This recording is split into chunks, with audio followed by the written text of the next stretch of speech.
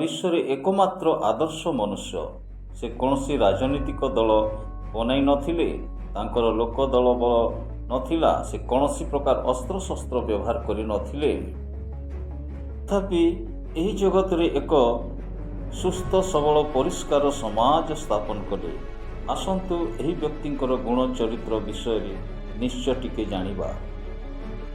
ସୃଷ୍ଟିର ଆରମ୍ଭରୁ ଏହି ପୃଥିବୀ ପୃଷ୍ଠରେ ଯେତେ ମନୁଷ୍ୟ ଜନ୍ମଗ୍ରହଣ କରିଅଛନ୍ତି, ସେମାନଙ୍କ ମଧ୍ୟରେ ସବୁ ଦୃଷ୍ଟିରୁ ଆଦର୍ଶ ମନୁଷ୍ୟ ଜଣେ ମାତ୍ର ଅଟନ୍ତି, ସେ ହେଉଛନ୍ତି ଯୀଶୁଖ୍ରୀଷ୍ଟ। ତାଙ୍କର ଜନ୍ମ, ଜୀବନ, ଚରିତ୍ର, କାର୍ଯ୍ୟ, ଶିକ୍ଷା, କୃଷିୟ ମୃତ୍ୟୁ ଓ ପୁନରୁତ୍ଥାନ ଇତ୍ୟାଦି ସ୍ପଷ୍ଟ ଭାବରେ ପ୍ରକାଶ କରେ ଯେ ସେ 100% ଈଶ୍ୱର ହୋଇ ମଧ୍ୟ ମାନବ ସମାଜକୁ ପାପରୁ ମୁକ୍ତ କରିବାକୁ 100% ମନୁଷ୍ୟ ଶରୀର ଧାରଣ କରି ଏହି ପୃଥିବୀରେ ଜନ୍ମଗ୍ରହଣ କରିଥିଲେ।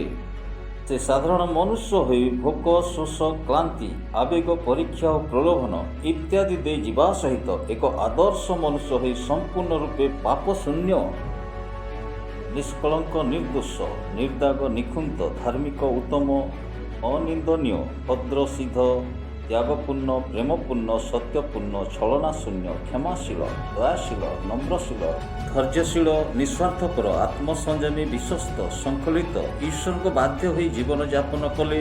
ପୁଣି ସମଗ୍ର ମାନବ ଜାତିକୁ ପାପରୁ ପରିତ୍ରାଣ କରିବା ପାଇଁ ସେ ନିଜର ଜୀବନ ଉତ୍ସର୍ଗ କଲେ।